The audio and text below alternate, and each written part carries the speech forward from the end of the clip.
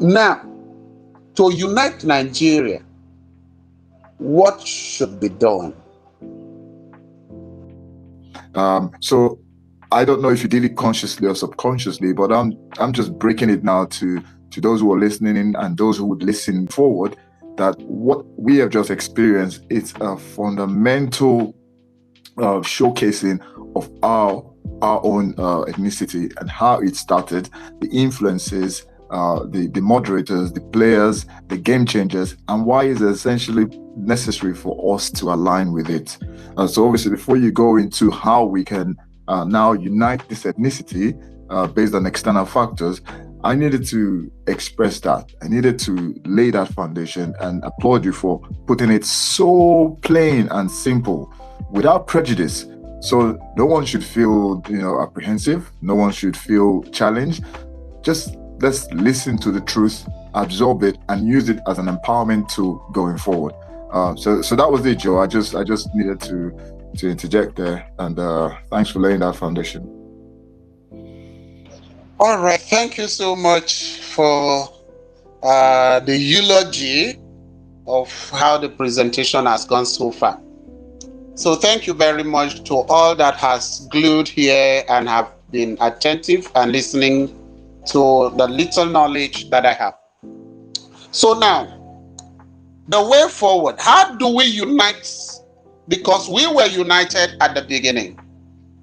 We became disunited and prized at the middle through the Western invasion using the instrumentality of religion, juxtaposing, in quote, Islam and Christianity.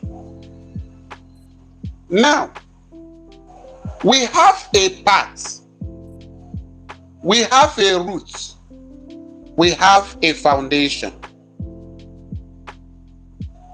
That root, though deviated, that foundation, though left without building upon it, still exists because it was firm, because it was ideal, because it was needful. Those things are still there. These values are still in us. They are in our DNA, though hibernated, but we can bring them up again. We can bring them up back by going back into ourselves and unbundle that spirit of unity, that spirit of nationality, that spirit of coexistence, that humanity in us that was before the West came and thinking that they are teaching us humanity, human rights. We can go back, that which has been hibernated in our DNA, to go and do what? Pop it up back. How are we going to do this? Is to first identify and accept that we were first and famous Nigerians. We are first Nigerians before anything else.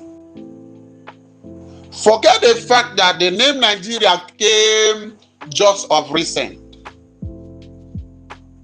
Forget it. God from inception, from creation, knows that these different ethnic groups, as gazetted, 553 of them, were going to one day become a nation. Remember that for those of us that are Christian, Israel started with Abraham, to Isaac, to Jacob. From Jacob is split up into 12 tribes. And today, within Israel is not only fundamentally that 12 tribe. That is also what happens to us. We were people of God's heritage, created after the image and likeness of God, with a purpose to fulfill the mandate of multiplying, filling, subduing, and conquering the earth. This was universal. Because at creation, God has not chosen a particular person to be his own. So when people ascribe themselves as now because of religion or because of tribe that we are royalty, we are God's people, we are Christian, we are Islamic, you are wrong. We are all wrong. Because the first thing that we were created after the image of God, to be God visible to his creation. And remember, the beauty of existence and of God's given creation to mankind has its essence in our diversity, which is ethnic identity and tribes. Fundamentally, in what? Life. In what? Life. And now, your ethnic identity is part of that which gives you life. And now,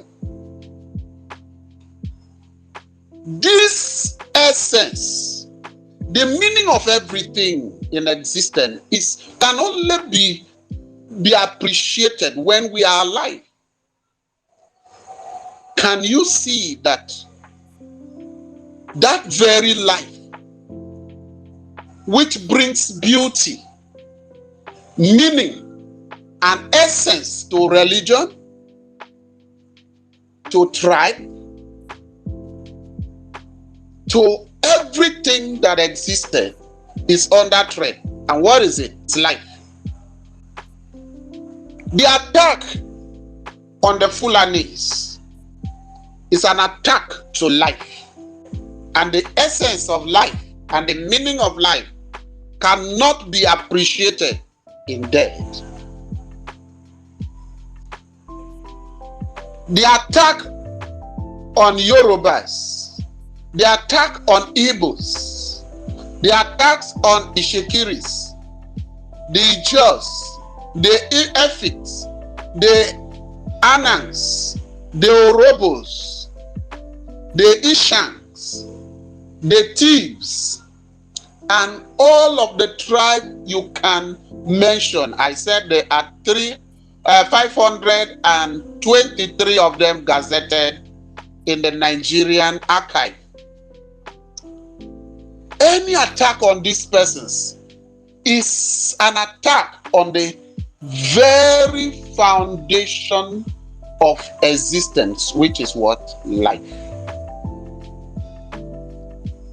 So to unite ourselves, we need to go back and activate that which was deactivated.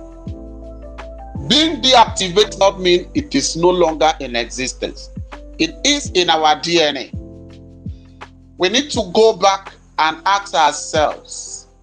Some of us here grew up to know that, like me, I knew that my great-great-grandfather was a warrior, was a trader who went far up north from Cross River here.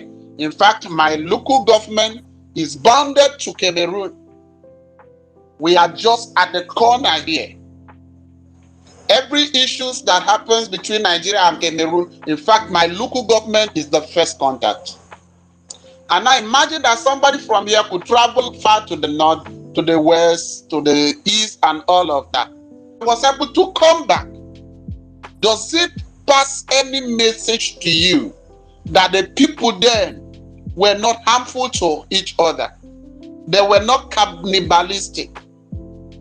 What happened in between? That we now, somebody will travel is robbed of every of his personal effect. Somebody travel and is killed. Some even cooked and eaten. What happened is that the deviation, and the deviation came from westernization using the instrument of religion, which is Islam and Christianity, to bring us where we are. So we first of all, to reunite ourselves, we must first remember and go back and activate the fact that we were human beings first, before religion, before Islam, before Christianity. These are things that came so many millions of years after the world was created, and human being has been in existence. I don't know. Look at it. That which you senior, because humanity, man, seniors religion. Man is an elder brother of religion, and religion cannot make meaning unless there is life. So we need to go back and begin to look for a way to reunite ourselves and become defenders of other tribes apart from your own, within your own tribal territory.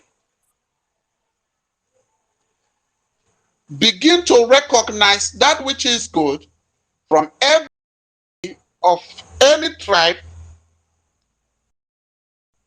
around you, appreciate it and encourage it.